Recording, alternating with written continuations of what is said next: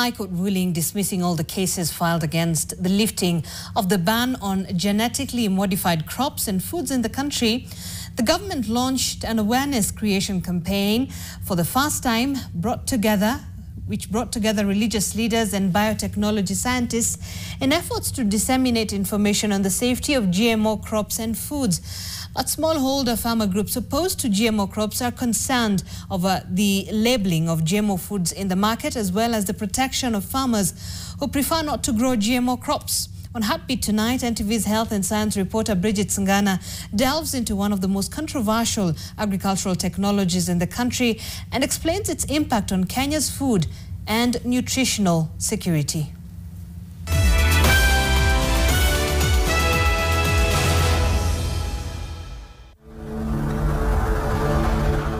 After 2 years of legal contests, the National Biosafety Authority can now roll out national performance field trials for genetically modified maize, or BT maize, developed by the Kenya Agricultural and Livestock Research Organization, KALRO, the last step before commercializing genetically modified maize seeds in the country. Biotechnology is important. One of the petitions against the lifting of the ban was based on the lack of public participation.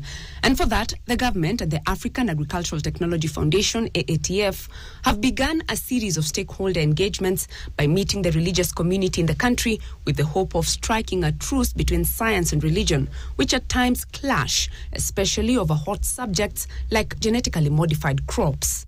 The church has been so disadvantaged. We don't have information. We only actually work on myths and speculations. And I think time has come when we need to open space and allow scientists to come and explain to us, to their very local congregation, and tell us in simple language, in simple terms. Mwanadamu ni adui kwa kile asichokijua. Sasa swala hili kusema kweli kuna umuhimu mkubwa kuangalia ili kujaribu kusawazisha ama kuekeza katika upande wa kilimo, kutumia mbinu zinginezo tofauti zile ili kupatikane ukuaji na ukuzaji wa vyakula vitakavyotosha wananchi wa nchi yetu. When people use technology to produce mass for the sake of making money, that is a big concern. And so we want to make sure that's not the motive. When you say we want to feed the country, that makes sense. But is it really that, or is it a question of making money? The November 7th ruling by the High Court dismissing all petitions against the rollout of genetically modified crops and foods found that Kenya has the capacity to regulate biotechnology crops through the National Biosafety Authority in collaboration with other government entities in the agriculture value chain like the Kenya Plant Health Inspectorate Service, KEPHIS. Modern biotechnology is very critical in Kenya in the sense that it can be used to address the issues of food and nutrition security because products of biotechnologies are first climate resilient. This means that the varieties are resistant to pests and diseases as well as drought tolerance. Biotechnology as a subject, you may be aware, has been a controversial subject that has had people, others pulling in left while others pulling right with misinformations in between.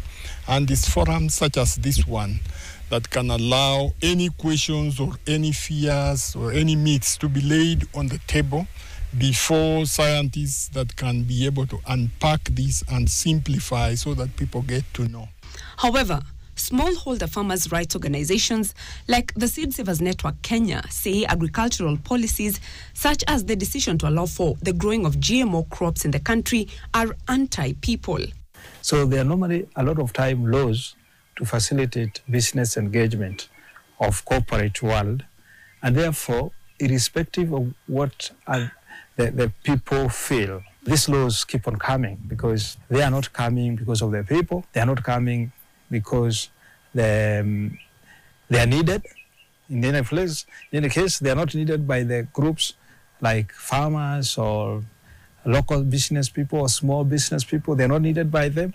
Seed Savers Network Kenya is also concerned about the safety of the maize in the farmer-managed seed systems from contamination by the GM maize, as well as the regulations on the labeling of products from GM crops. Some people who don't want to grow GM seeds already or there are so many farmers who need to have that choice, it means they will be forced to grow GM seed. We need to ask ourselves whether it's the right thing to do. And if we have to do it, then how do we protect those who don't want it? But state agencies like KEFIS say there are discussions on how both GMO crops and non-GMO crops could be grown in the country. Coexistence policy is where the farmer who wants to grow GM crops, the one who wants to grow organic or conventional, can coexist. For example, we can use what we call isolation by distance, where by distance, which is the physical distance, or isolation by time. Somebody can plant early and the other one plants late. So it's the government to make the decision which needs to be treated as the common. For the religious leaders, creating awareness on agricultural technologies like GM crops should have been done even before the ban was lifted. We have so many theories that have come, and people are so resistant. They feel like if they come, we are going to die the next day. It is coming with cancer, it's coming with this and that. But those are theories and myths. So we need to be to demystify those theories. Kwa hivyo leo ingekuwa hao viongozi wa dini wameweza kuelimishwa kuhusiana na jambo hili, tujue kwamba faida yake ni ipi, pengine risk zake ni zipi, uhatari ni upi, na unaweza ukadunishwa ama ukapunguza uhatari huu, bila shaka jambo ambalo lingekubalika na wengi. Religious leaders talk to people at grassroots level, and the best way may be and they talk to their congregants every Sunday.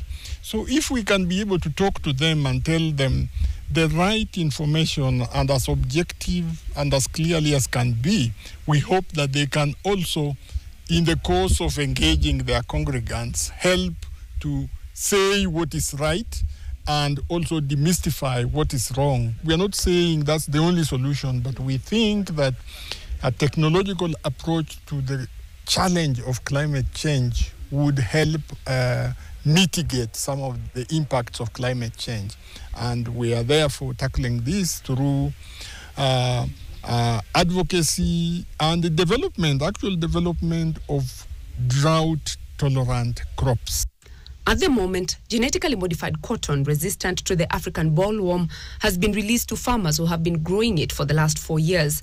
CALRO and AATF have also applied for licenses to sell BT maize seeds from the National Biosafety Authority, which will now open up the country to seed companies that sell genetically modified maize seeds. These applications are currently open for public participation, which close in 30 days. Bridget's Ghana, NTV, Nakuru.